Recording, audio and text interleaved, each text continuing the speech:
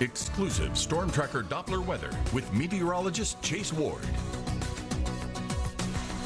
Clouds have lingered overnight, and we have been tracking a few patchy storms that popped up across parts of Mississippi, kind of making its way to the west. And there's even been a few pop-up cells in northeast Louisiana. We had one form in southern Morehouse Parish, which moved into northeastern Ouachita within the past hour. It has started to weaken a little bit, but there's even some more specks of little red spots kind of popping up on radar. These storms are trying to form, but there's just not a whole lot to work with this early in the morning. We don't have a lot of daytime heating that we would normally get for the afternoon and evening hours, but that's definitely going to be the case for later today, as we will expect more storms to start developing. But you can see there are some further down to the south and southeast across Mississippi and Alabama, all of which is making its way to the west. You can see a broad upper-level high back to the west, which was over our area. Northeasterly flow further aloft, helping to aid in the instability that we're seeing further off to the east. Area-wide, we're sitting in the 80s. Monroe at 82, even Ruston, 81 in El Dorado, 84 up in Camden.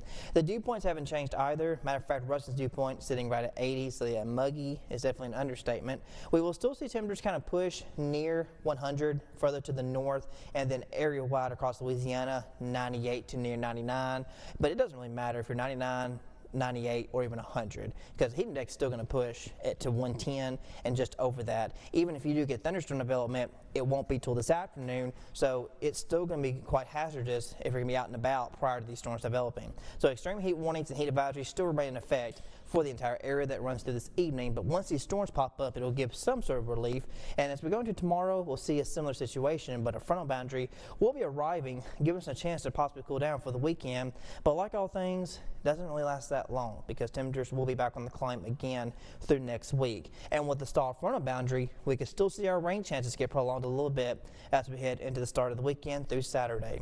So today, mainly scattered activity along and south I-20 corridor. That frontal boundary up to the north really won't get here until around tomorrow, possibly tomorrow night. As it moves further down to the south, it's going to be stalling in central parts of Louisiana and then over to the Arkansas. But we do pick up on some slightly northerly flow in Arkansas, and this will kind of help us in trying to cool us down as we head into the start of the weekend. Don't get to talk about fronts that often in late July, early August, not in late summer.